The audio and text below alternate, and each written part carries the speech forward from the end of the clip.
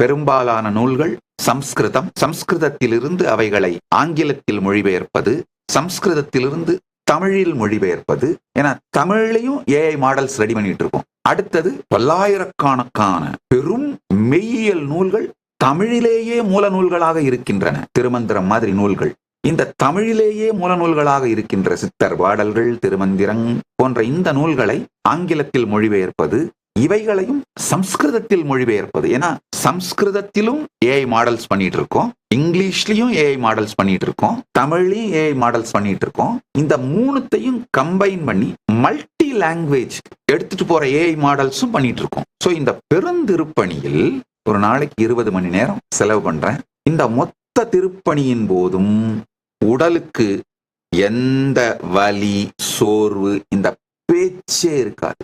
மனம் டல்லாகிறது, சோர்வடைகிறது, போர் அடிக்கிறது, பேச்சே இருக்காது.